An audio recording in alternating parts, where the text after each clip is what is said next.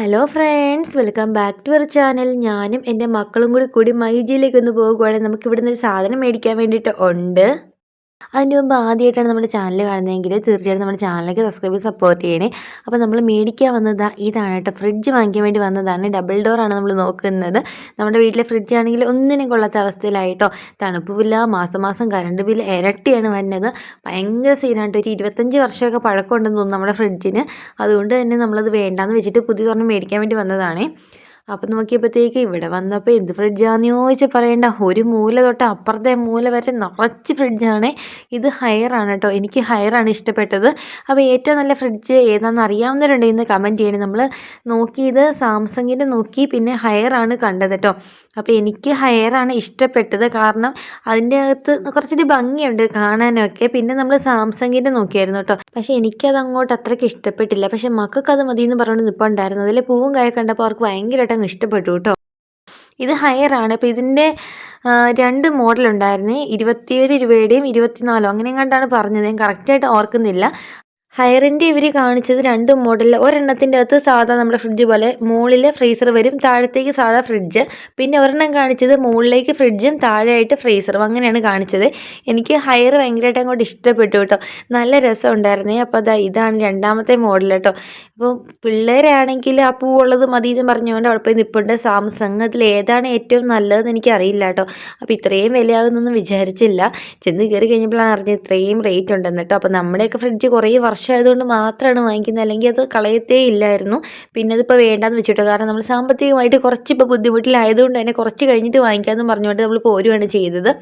പിന്നെ വന്നപ്പോഴത്തേക്കും എന്തായിരിക്കണു കെറ്റിൽ, എന്തൊക്കെ സാധനമാണ്. എനിക്കാണെങ്കിൽ ഇവിടുന്ന് വരാനേ തോന്നുന്നില്ലായിരുന്നു കേട്ടോ. സാധാരണ നമ്മൾ പെണ്ണുങ്ങൾക്ക് അങ്ങനെയാണല്ലോ, പാത്രങ്ങളോടൊക്കെ കുറച്ചൊരു ഇഷ്ടമുണ്ടല്ലോ. എങ്ങോട്ട് നോക്കിയാലും പാത്രവും സാധനമായിട്ട് അയ്യോ എന്ത് രസമാണോ മതി. പിള്ളേരാണെങ്കിൽ വാന്ന് വിളിക്കുന്നുണ്ട്. അപ്പോൾ ഞാൻ പറയുന്നുണ്ട് ഒരു 5 മിനിറ്റ് നിൽക്കുന്നു. പിന്നെ ഇതാ നോക്കിയപ്പോഴത്തേക്കും കുറേ തവകളൊക്കെ തൂക്കിയിട്ടേക്കുന്നു. മേടിക്കുന്നില്ലെങ്കിൽ ഒന്ന് തൊടുമ്പോൾ ഒരു സമാധാനമാണല്ലോ എന്നും പറഞ്ഞിട്ട് ഞാൻ പോയിട്ട് അതൊക്കെ നോക്കുവാണ്. എന്നിട്ട് പിന്നെ പിള്ളേർ ഇതാ എന്നെ വിളിച്ചോണ്ട് പോകുകയാണ് കേട്ടോ. അപ്പോൾ ഇതാ സ്റ്റെപ്പൊക്കെ ഇറങ്ങി വന്നിടത്തൊക്കെ ഇതാ ഇഷ്ടം പോലെ പാത്രമാണ് ഇവിടെ കൊണ്ട് വെച്ചേക്കുന്നത്. പല കമ്പനിയുടെ, പല സൈസ്, പല കളർ, എന്ത് രസമാണ്. ഇതാ ഞാനിങ്ങനെ ഇറങ്ങിപ്പോയി കഴിഞ്ഞപ്പോഴാണ് ബാക്കിൽ ഒരു സാധനം ഇരിക്കുന്നത് കണ്ടിട്ടോ.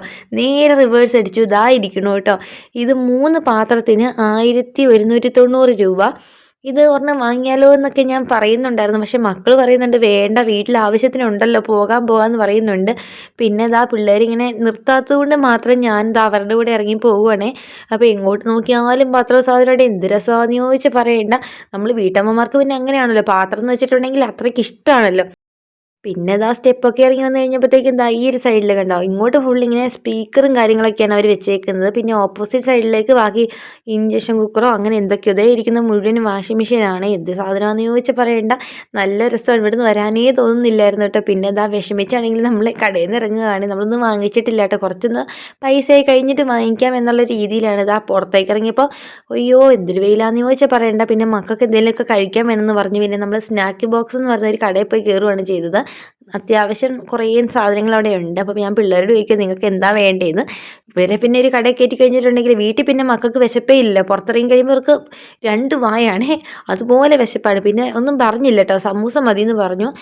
പിന്നെ നമ്മളൊരു കോഫിയും കൂടി കുടിക്കുന്നുണ്ട് കേട്ടോ. അപ്പോൾ നമ്മൾ സമൂസയും കോഫിയൊക്കെയാണ് കഴിച്ചത്. എന്നിട്ട് ഇതാ നേരെ വീട്ടിലേക്ക് വരുവാണ് ചെയ്തത് കേട്ടോ. അപ്പോൾ ഇങ്ങനത്തെ കുഞ്ഞു കുഞ്ഞു വീഡിയോസ് കാണാൻ താല്പര്യമുള്ള കൂട്ടുകാരുണ്ടെങ്കിൽ ചാനൽ സബ്സ്ക്രൈബ് ചെയ്യണം, സപ്പോർട്ട് ചെയ്യണം കേട്ടോ. പിന്നെ ഇതാ കുറേ കേക്ക് ഇരിക്കണു. 2 പേരും കൂടി അവിടെ നിന്നായിരുന്നു കേട്ടോ. ഞാൻ വേണമെന്ന് ചോദിച്ചപ്പോൾ വേണ്ടെന്നാണ് പറഞ്ഞത്. നമ്മൾ മേടിച്ചൊന്നും കൊടുക്കില്ല കേട്ടോ, വെറുതെ ചോദിച്ചതേ ഉള്ളൂ. അപ്പോൾ അത്രയേ ഉള്ളൂ. Thank you for watching.